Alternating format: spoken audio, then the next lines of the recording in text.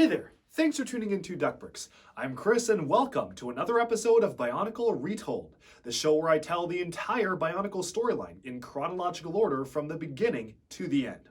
Now, of course, this is a major spoiler warning, but given this is Chapter 9, I hope that you've at least maybe checked out some of the other chapters before seeing this one, or at the very least, you don't mind spoilers, because of course, we've already spoiled the major reveals behind the entire Bionicle story.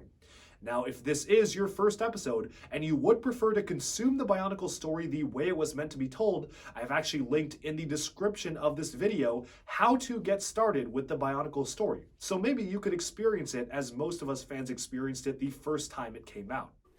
Now, just before we get started here, I would highly recommend refreshing your knowledge on the prologue video, which I actually put out several months ago.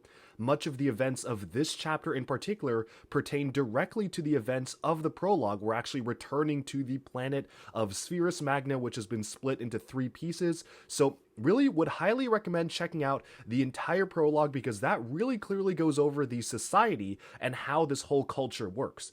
Of course, I will be explaining it very briefly in the introduction and some flashback pieces here and there, but really, if you want the full picture and it's been a while since you've seen the prologue, or maybe haven't even seen it at all, I would highly recommend watching it because without that, this is probably going to be pretty confusing.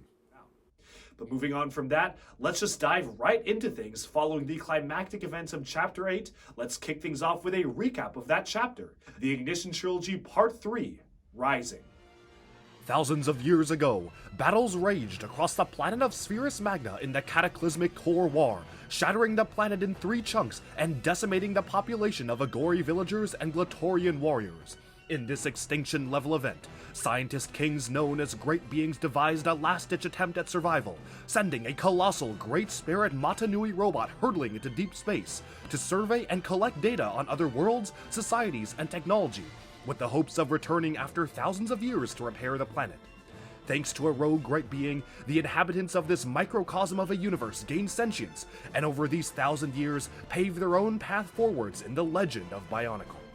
As the evil Makuta Pterodax overthrew the Mata Nui consciousness governing the robot, and the Matoran universe plunged into darkness and suffering, it's time to shift our focus to the now barren remains of Spherus Magna, and how this post-apocalyptic world evolved since the shattering. This is Bionicle Retold.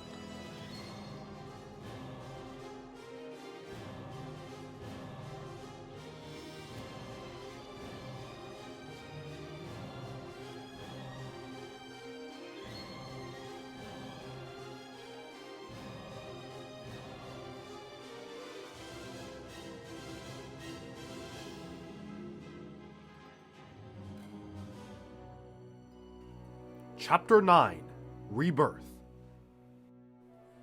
Part 1, Sands of Bara Magna. Welcome to the wastelands of Bara Magna.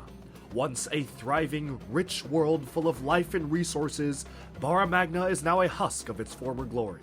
With scarce food and water, only the strongest and most resilient manage to carve a life amidst the desert. Agori villagers, struggling to survive, were aided and protected by stronger Glatorian warriors who defended their elemental tribes from the dangers that lurked in the sands. The deadly warrior faction of Skrall managed to coexist with these other villagers, forming a unique culture and society of their own. To the far north of the planet, treacherous mountains rose from the desert, an icy wilderness filled with the remnants of the Great Being's experiments. Like the shape-shifting Atero, robots programmed to instantly kill any being holding a weapon. Even further north lay the mysterious Valley of the Maze, an ancient fortress of the Great Beings from long before the Shattering.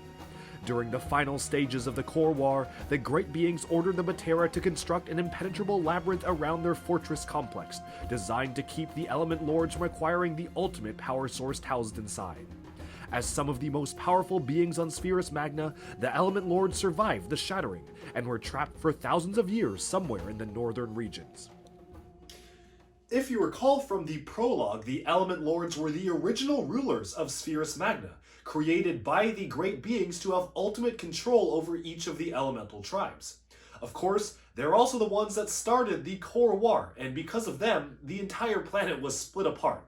So essentially, these Element Lords are power-hungry and will do anything to regain the control they once had over the Agori and Glatorian. Now, just a bit of a behind-the-scenes info here as well. Now, the Element Lords were supposed to be the main villains of the Bionicle 2010 storyline, but unfortunately, since Bionicle was cancelled, they didn't really end up doing anything. And for the most part, their fate is left pretty much unresolved. We'll touch on this a lot more when we actually get into the epilogue for Bionicle Retold, so stay tuned for that if you want to hear more about where the Element Lords were probably going.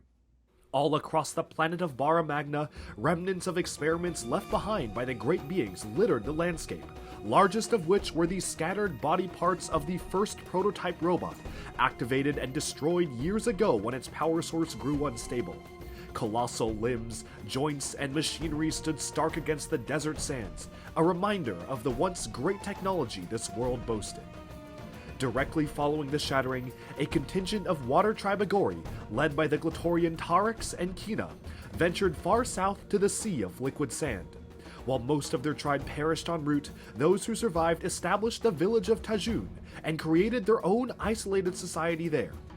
Likewise, the Ice Tribe migrated to the icy Equinox village amidst the White Quartz Mountains, creating vast mines and villages within the ice, and discovering rich deposits of a precious, metallic element known as Obsidian, valued for its endurance and ability to withstand sand erosion and rust. Soon, all aspects of society began to use Obsidian for their weapons, armor, helmets, and even vehicles.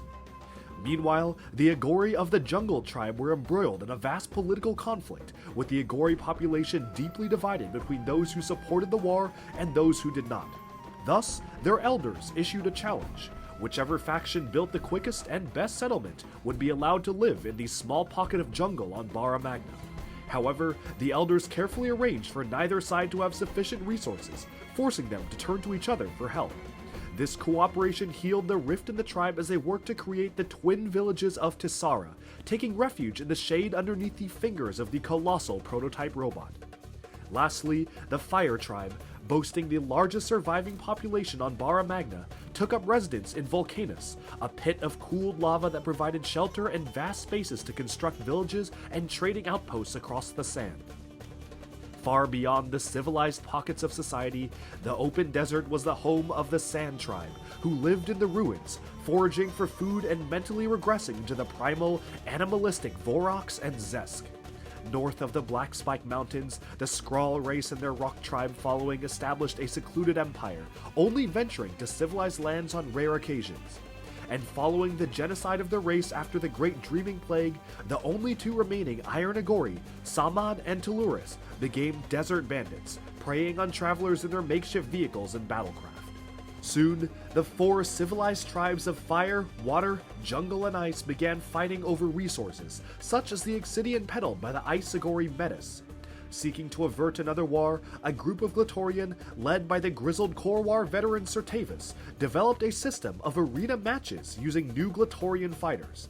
Instead of fighting in all-out wars, villages could challenge each other by sending forth champions to the grand Atero Arena, a free city where combatants fought one-on-one to determine the victor with a strict no-killing rule.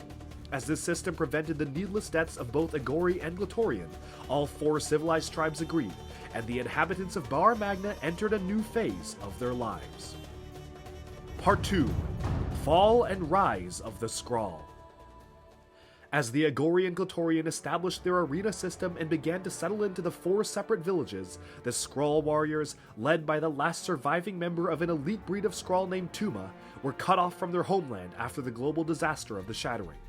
Following this, the Skrall resolved to tame the lands in which they found themselves, the volcanic, unstable, and dangerous territory north of the Black Spike Mountains. Although some parts of it remained too treacherous even for the Skrall to explore after tens of thousands of years, they became the undisputed masters of their empire. The Skrall ventured onwards, conquering more and more land and delving deeper into unexplored regions of Bara Magna. Tens of thousands of years after the Shattering, a Skrall patrol led by the warrior Braynar searched the Black Spike Mountain for supplies. As the snowstorm around them increased in ferocity, Braynar slowly lost contact with all other Skrall legions, and to his horror, he came upon all his allies brutally slaughtered, torn limb to limb by mysterious attackers.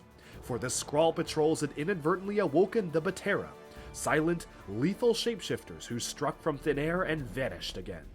As another recap from the prologue, the Batera were robots created by the Great Beings to seek out and kill anyone holding a weapon on Spheres Magna, as part of a last-ditch attempt to stop the Core War. Unfortunately, the Batera proved to be a little bit too effective, and eventually were about to decimate the entire population of the planet. When the Great Beings tried to shut them down, the AI programming of the Batera became too smart, locking out the Great Beings from their systems and continuing to operate to fulfill their prime directive: kill anyone they see holding a weapon. After the planet split into 3 chunks, most of the Batera were left stranded on the northern regions of Bara Magna, where of course that's where the Skrall just rediscovered them today.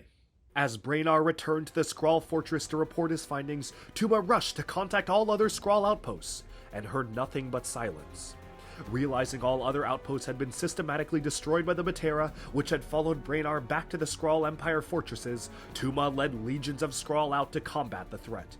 In desperate battles and surprise ambushes, Skrall died en masse, and even small tactical advantages gained by warriors like Stronius, who discovered the Batera were machines, were not enough to hold them back.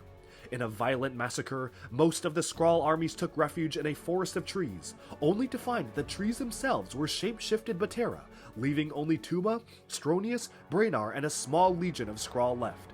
As they holed up in the remaining Skrall fortress for the night, Tuma sent out search parties to retrieve food and supplies. As one single search party returned with firewood, Tuma realized too late that the firewood itself was Batera in disguise, and in a vicious attack, the Skrall Empire was nearly completely decimated, with Tuma forced to set the stronghold on fire to temporarily trap the Batera inside.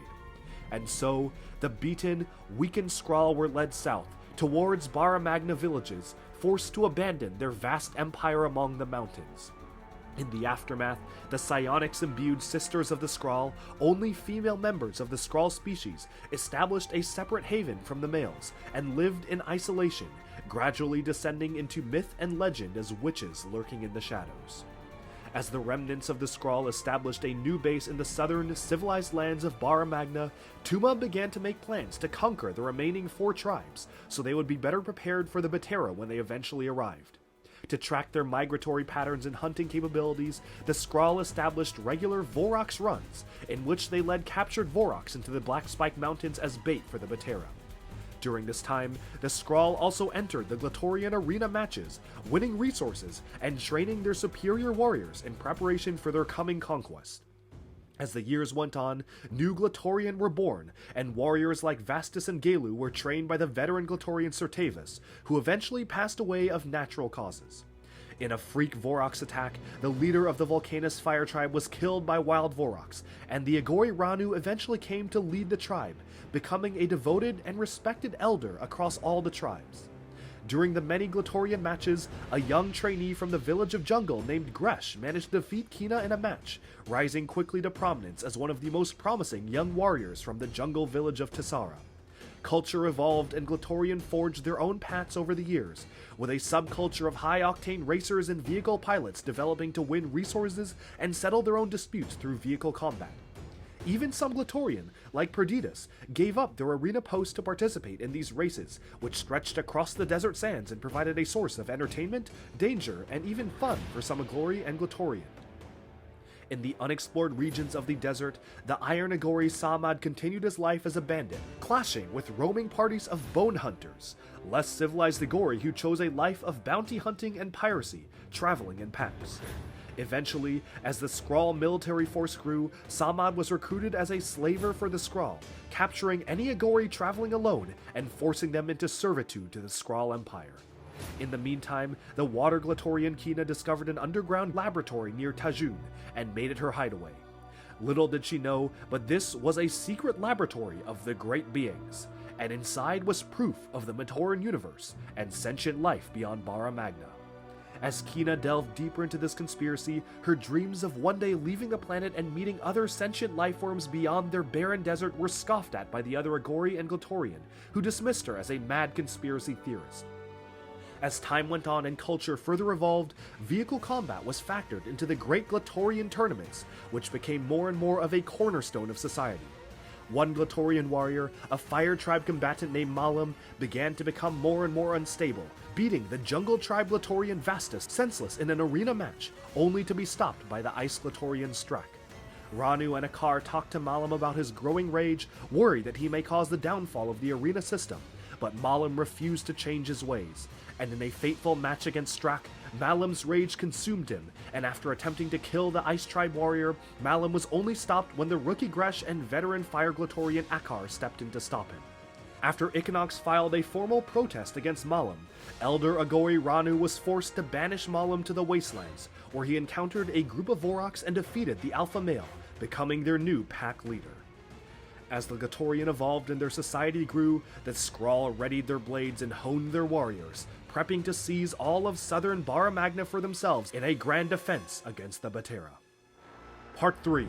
Fall of Atero.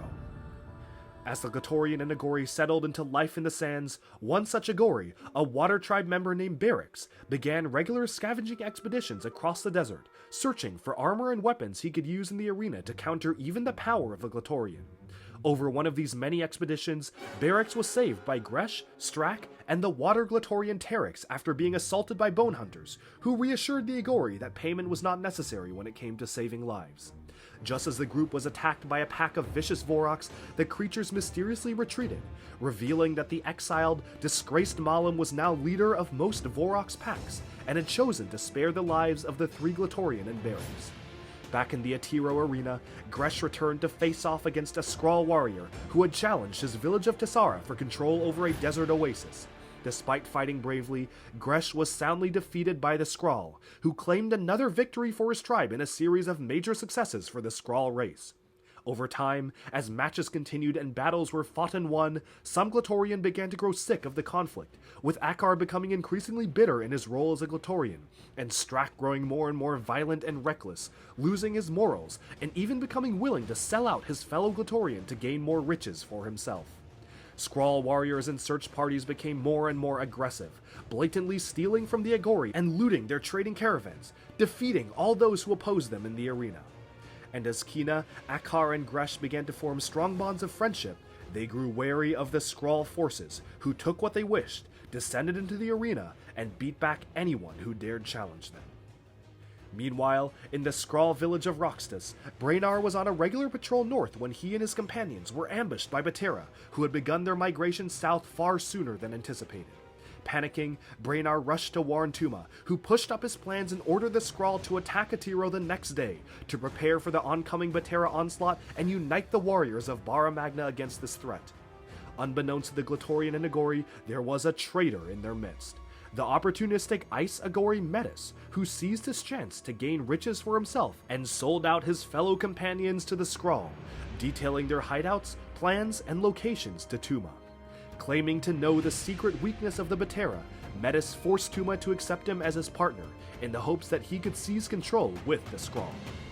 The next day, the grand tournament in the free city of Atero began, and Glatorian from all around journeyed to the Arena Magna to participate. Some Glatorian, like Water Tribe fighter Terex, were unhappy to be there, as the Water Tribe Agori had been continually beset by bone hunters, and all their fighters were in the arena, leaving the Agori defenseless. Others, like Strack, were anxious to fight and prove their worth, training endlessly with other Glatorian to hone his skills. As the Glatorian trained and prepared for the match, the jungle Agori Tarduk took the chance to wander outside the arena, exploring the ancient ruins near the city. In these ruins, Tarduk discovered a mysterious metal map, detailing vast island spheres, a city within the brain of a robot, and the enigmatic red star at the center of it all. Consumed by curiosity, Tarduk returned to the arena to share his findings with Gresh, only for the two to be interrupted by the disgraced Glatorian Malum, who had arrived at the arena to warn his fellow Glatorian. The Skrall were marching to the arena en masse, and not even Malum's Voroks hordes could stop them. Tarduk took the chance to quickly leave the arena, gathering two other Agori, Crotetius and Kerbald, to leave with him, setting off to investigate the Great Being's carvings on the Red Star and the Matoran universe. After Ranu and the other elders were quickly warned, Tarex reacted fast, gathering the Glatorian there to defend Atero until the Agori could leave and make it to safety.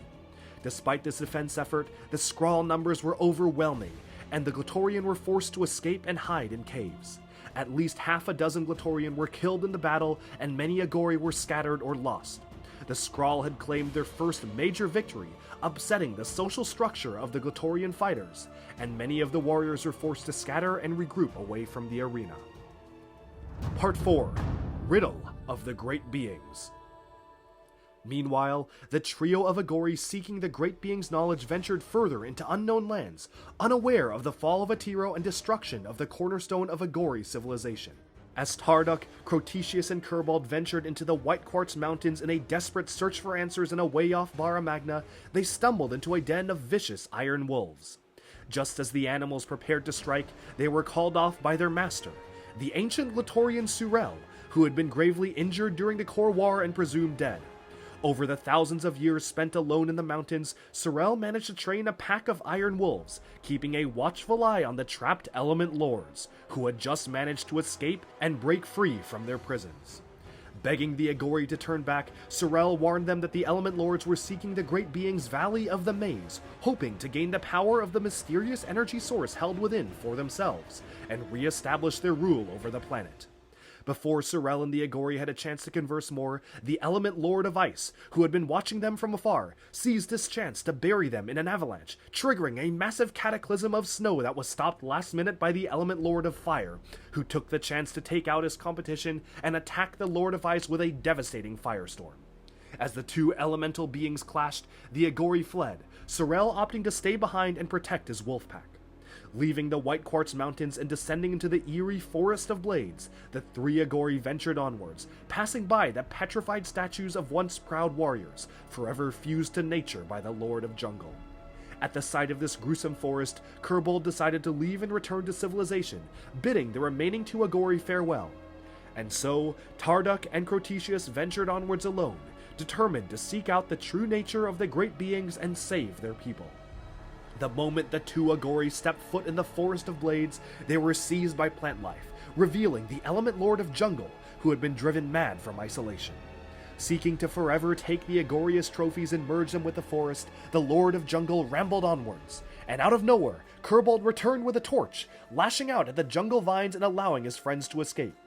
Rejoining their party after his change of heart, Kerbald led the group onwards, reaching the river Dormus, where the three Agori were attacked by the Element Lord of Water, who believed they knew how to access the secret entrance to the Valley of the Maze.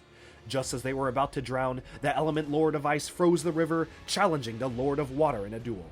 As the trio of Agori fled, they were saved by the Element Lord of Rock, who lifted them onto the riverbank and questioned them about the Valley of the Maze.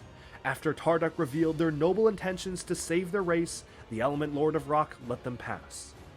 The three Agori traveled along the bank of the river, keeping a watchful eye out for another Element Lord attack. A few hours later, they reached the headwaters, and there before them was a massive archway decorated with ornate carvings. Written across the top in Agori were the words Spirit's Wish, an ancient archway that, according to legend, would teleport the user exactly where their heart desired. And so, as the Agori stepped onto the arch, they found themselves back in Atero, surrounded by ruins and burning flames. For despite his resolve to uncover the secrets of the Great Beings, perhaps Tarduk was only truly longing for home. Crotetius and Kerbald were on their feet now, looking around at the ruins of Atero in shock. Tarduk knew they would want to head back to their villages, and so did he.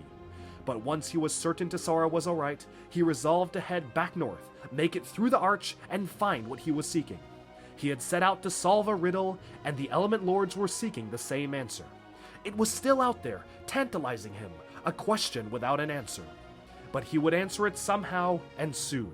For the true significance of the Red Star and its function within the Matoran universe and how it related to the Agori was right within reach. So you might be wondering, well, what exactly was the point of that story? Because the three Agori just basically ended up where they started, and nothing really that major changed in the plot. Well, basically, what you need to know from that is that the Element Lords are out there trying to find the Maze of the Great Beings and find their way inside. There's some sort of a power source hidden inside. Not really sure exactly what that is supposed to power yet, but it'll become clearer as the story goes on. And ultimately, this was most readers' first chance to get to know the Element Lords, and also kind of get to understand some of the history and backstory with the Core War in the novel or book format. Now, of course, if you've seen the prologue video or have been following along to this point, this is probably all old news, so maybe the story didn't really offer much new things for you. That being said, Tarduk's journey to find the Red Star and uncover the secrets of the Matoran universe leads into a much more important story that we're actually going to cover in the epilogue of the entire Bionicle Retold series, because it actually takes place after the official ending of Bionicle. So stay tuned for that, and just remember, Tarduk desperately wants to find and discover the secrets of the Red Star. Part 5. Raid on Vulcanus. In the aftermath of their attack on Atero, the Skrall warriors began to expand their land and territory, preparing for the inevitable Batera invasion. Soon afterwards, Tuma and Stronius traveled to the secret haven of the Sisters of the Skrall, attempting to negotiate a truce and partnership with the secretive female members. Thousands of years ago, the Sisters of the Skrall had been given psionic abilities by the Lovecraftian entity Anana, who hoped they would destroy their male counterparts with their newfound powers. But instead, the Sisters actually believed that a great being named Angons had given them their abilities, and the legend of the great being Angons was passed on from generation to generation, all new Sisters wishing to someday locate Angons and receive more powers. Tuma used this legend to his advantage. Claiming to know the location of Angons, he attempted to arrange a partnership with the Sisters, but instead, he and Stronius were thrown out, only allowed to live because of this claim. On their way back to Roxtus, they were assaulted by Batera, who had grown even closer to the southern regions, and it was then that the treacherous Agori Metis made his move, commanding Tuma and Stronius to throw down their weapons, shutting off the Batera's attack mode, and allowing the three travelers to escape. Having saved the leader of the Skrall and his right-hand man, Metis negotiated a higher position of power for himself with Tuma, and the company returned to the Skrall camp at Roxtus. Meanwhile, following the destruction of the arena, many Glatorian were forced to work odd jobs and take on other duties, as the Agori elders discussed how to resolve conflicts moving forwards. Gelu, the backup Glatorian for the Ice Tribe, took a job protecting caravans while he was ambushed by a bone hunter holding a detailed map of the entire Village of Fire, Vulcanus. Quickly rushing to warn Ranu and the others, Gelu began to formulate a defense plan, aided by Gresh and veteran Fire Glatorian Akar, who split up to venture to the different villages to convince other Glatorian to help defend Vulcanus. While some Glatorian, like Vastus of the Jungle Tribe, believed the raid to be a diversion and refused to leave their hometowns unprotected, other Glatorian like Strack managed to be swindled or coerced into defending Vulcanus. On the night of the attack, Akar ventured into the Vorox-infested wilderness to seek an audience with his old friend Malam, now undisputed ruler of the Vorox Pax. While Malam agreed to launch a preemptive strike on the Bone Hunter camp to prove his strength and help out his old ally, he refused to help defend Vulcanus, for he wanted nothing to do with the village that had exiled him long ago. Killing dozens of Bone Hunters in a vicious battle, Malam and his Vorox Pax returned to their camp. But despite this seeming victory, Akar was unconvinced that they had truly driven off the Bone Hunters for good. Days later, his suspicions were proven correct. Over 24 Bone Hunters swarmed Vulcanus, smashing past its defenses and overwhelming Akar, who defended the city as best he could as its lone warrior. Just as the Bone Hunters were about to strike him down, Kina, Tarix, Vastus, and an army of other Glatorian appeared on the horizon, pushing back the Bone Hunters. In the aftermath, the other Glatorian explained why they had come. None among them had any allegiance to Vulcanus, but only came to help their old friend and veteran Glatorian mentor, Akar. It was at this time of chaos and discovery that far from Bara Magna, on the planet of Aqua Magna, the Matoran universe was thrust into darkness. Makuta Pterodax had achieved his ultimate goal and cast the spirit of Matanui, held within the Mask of Life, out of the universe, sending it rocketing in the deep reaches of space. As the Order of Matanui, the Toa Nuva, and all the inhabitants of the Matoran universe began life under a dreaded reign of shadows, the Kanohi Ignika, Mask of Life, blasted towards the sands of Bara Magna, fueled by one singular thought: I will return. Part 6. The Legend Reborn. All across Bara Magna, the skies glowed and a brilliant comet streaked through the stars. Tuma and Stronius, discussing battle plans and unification strategies, dismissed it as nothing more than a shooting star. In a brawl with a Skrall warrior, Gelu watched the comet soar through the air, distracting the Skrall long enough to make his escape. In the wastelands, Gresh and Vastus conversed with Tarduk, learning of the Element Lords in his quest for the Red Star and Matoran universe, and watched the glowing object fall to the surface of Bara Magna. In Vulcanus, Kina and Akar ceased their practice duel, enraptured by the mysterious glowing comet. And in the barren desert, a swarm of Scarabax beetles scurried across the dunes, scattering from the harsh light of the falling mask. As the Ignika smashed into the ground in a brilliant explosion, intense heat fused sand to glass as smoke drifted from its metallic surface. In an instant, the mask rose into the air, swirling the sand beneath it with life energy in a contained sandstorm. 2 arms, 2 legs, and a torso formed from the whirling grains and turned solid. The Kanohi Ignika, now housing the spirit and consciousness of Matanui himself, had risen in Toa form at last. Stunned and disoriented by his journey through the cosmos, Matanui stumbled, unaccustomed to his new form and still reeling from Pterodax's attack. For millennia, he had slumbered, and had awoken just long enough to feel the presence of Makuta Pterodax take over his body and cast him out to worlds unknown. As a curious Scarabax beetle approached Matanui, he inadvertently activated the cosmic power of his Mask of Life, temporarily transforming the beetle into a living shield with the powers of his mask. Matanui had little time to ponder the abilities of his Ignika, for he was beset by a crazed, wild Vorox who he was forced to beat back to defend himself. Just as Matanui defeated his opponent, ripping off his stinger tail as a makeshift weapon, he was approached by the devious Agori Metis, who, unbeknownst to the society at large, had secretly sold out his villages to the Skrall. Watching the display from afar, Metis quickly made attempts to befriend Matanui, realizing he could be a powerful ally in the coming conflict. And so, as Metis drove Matanui back to Vulcanus, they arrived just in time to see a brutal Glatorian match between Akar and Strak. In this fierce battle, Akar defeated his opponent, earning Matanui's respect, who claimed Akar fought like a Toa from his world. As the devious Strak prepared to attack Akar from behind even after conceding the fight, Matanui leapt into action, saving Akar and transforming his Vorox stinger tail into a full longsword. Soundly defeating Strak and earning the respect of the Agori who watched the fight, Matanui introduced himself as a Toa to Akar, and the two began discussing Matanui's origins, the Matoran universe, and proof of life outside Bara Magna. As they talked, the pair of warriors were interrupted by Kina, who was overjoyed to find proof that life in the stars existed, and promised to help Matanui in exchange for his promise to take her with him when he returned to his homeland. And so, the 3 warriors set off, all eager to help Matanui return to his homeland and gain his help in defending their people along the way.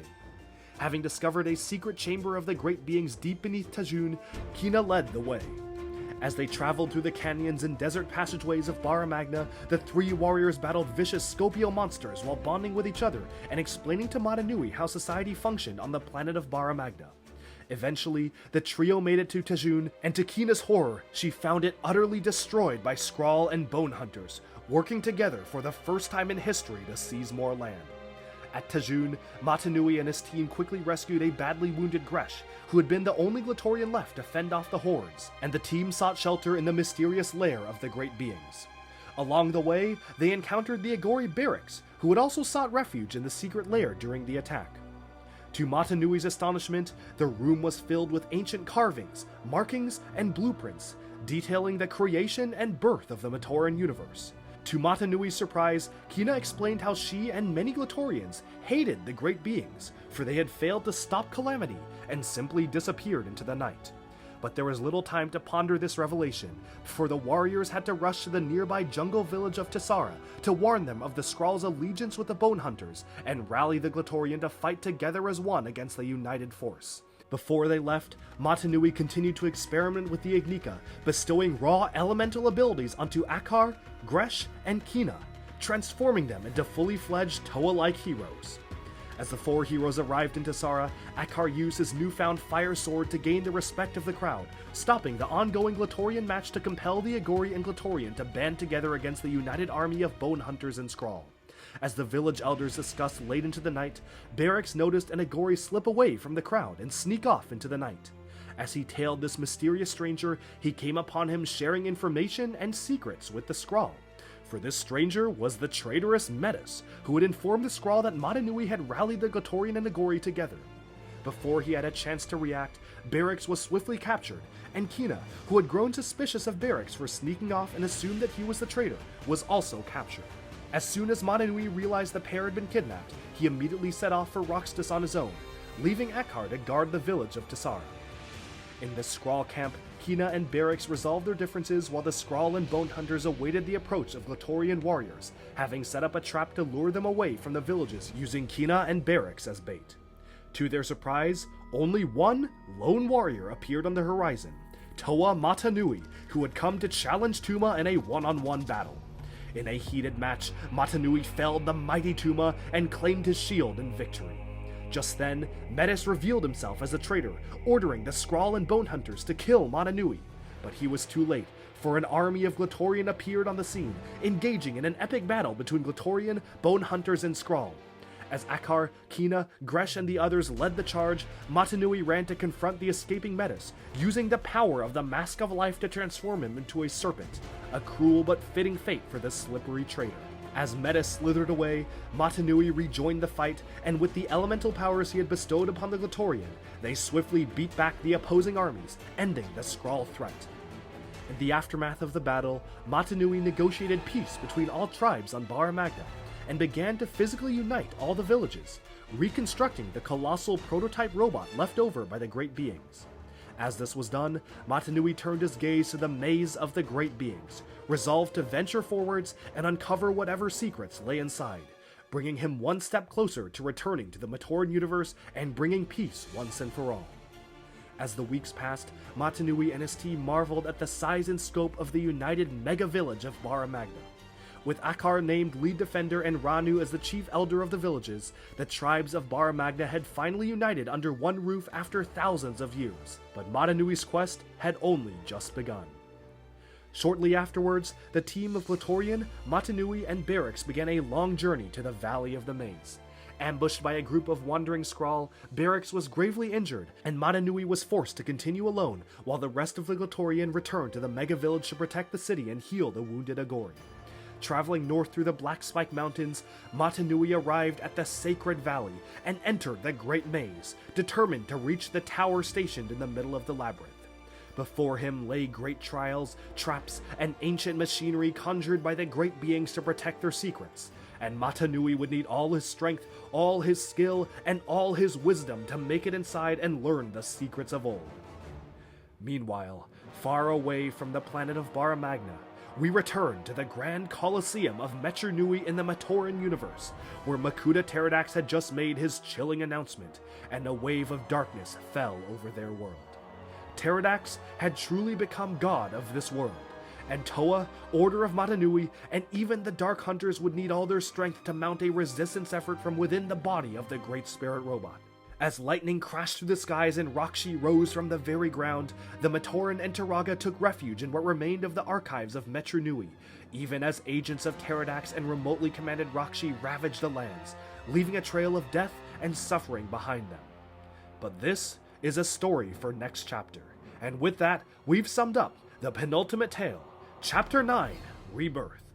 Stay tuned in 2 weeks, for we'll be posting the final chapter in Bionicle Retold, Chapter 10, Destiny.